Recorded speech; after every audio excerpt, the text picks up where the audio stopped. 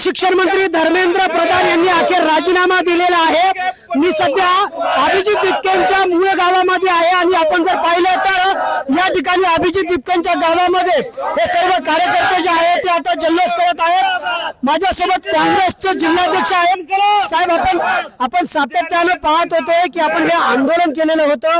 आज अभिजित दिपकेंच्या या आंदोलनाला मोठं यश मिळालेलं आहे। काँग्रेस देखील मोठ्या ताकदीने उतरलेली होती। अभिजित दिपकेंचे गावकरी म्हणून काय प्रतिक्रिया आहे?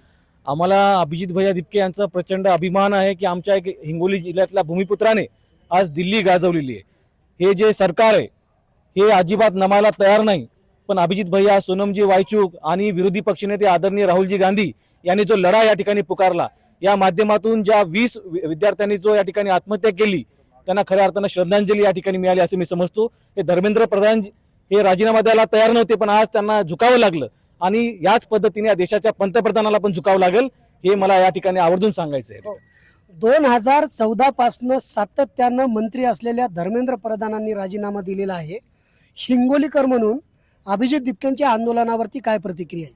दिल्लीचे तख्त राखतो मराठा माझा, महाराष्ट्र माझा। आज असं म्हणेन मी, दिल्लीचा हे बेमान जनता पार्टी झुकवतो हिंगोली जिल्हा माझा। कारण पाहिला असेल अभिजित दिपके हा हिंगोली जिल्ह्याचा भूमिपुत्र आहे आणि त्याचा आम्हाला सार्थ अभिमान आहे। आज त्यांनी पाहिला असेल, पण यांनी खूप लेट केलेला आहे। खरं तर पाहिला असेल आज जवळपास 21 आमच्या मुलांना या ठिकाणी बळी गेलेला आहे। या ठिकाणी पाहिला असेल जंतर मंतर तुम्ही परिस्थिती पाहिली असेल, आज महाराष्ट्राला पावडत नाही। आज तुम्ही पाहिले तिथे लाठीचार्ज केला, त्या लाठ्या कशा वापरल्यात तिथे पावडत नाही।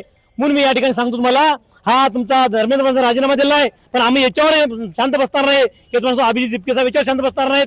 आमचे भारताचे विरोधी पक्षनेते याच्यावर शांत बसणार आहेत। या ठिकाणी तुम्हाला सांगतो, पहिली प्रथम तुम्हाला यांचा पंतप्रधान राजीनामा व्हावा पाहिजे। निश्चित केल्याशिवाय इथला महाराष्ट्र किंवा मराठवाडा किंवा सांगतो भारत शांत बसणार नाही।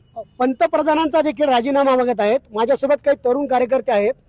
तुम्ही ते व्हिडिओ पाहिले का आणि किती संताप येणार होता आणि आज तुम्हाला यश मिळाले, हिंगोलीकर म्हणून एक तुमचा सहकारी म्हणून अभिजित दिपकेंच्या आंदोलनावरती काय प्रतिक्रिया आहे? आज जो शिक्षण मंत्र्यांनी जो राजीनामा दिलेला आहे, हा राजीनामा एक यशाची सुरुवात म्हणता येईल।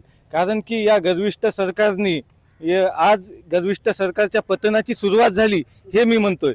आणि हिंगोली जिल्ह्याचे भूमिपुत्र आज हिंगोली जिल्हाच नव्हे तर संपूर्ण देशासमोर एक आदर्श म्हणून अभिजित भैया दिपके हे समोर आले आहे आणि भविष्य काळात पूर्ण युवकांना अजून त्यांचं हे कार्य प्रेरणा देत राहील हे बोल। नक्कीच आपण जर पाहिलं तर हे सर्व अभिजित दिपकेंच्या गावातील कार्यकर्ते होते। काँग्रेसचे नेते यामध्ये सहभागी झालेले आहेत आणि धर्मेंद्र प्रधानांनी राजीनामा दिल्याच्या नंतर अशा पद्धतीनं या ठिकाणी घोषणाबाजी करत आहेत आणि अभिजित दिपकेंच्या आंदोलनाला पुन्हा एकदा यांनी पाठिंबा दिलेला आहे। संदीप नागरे, साम टीव्ही न्यूज, हिंगोली।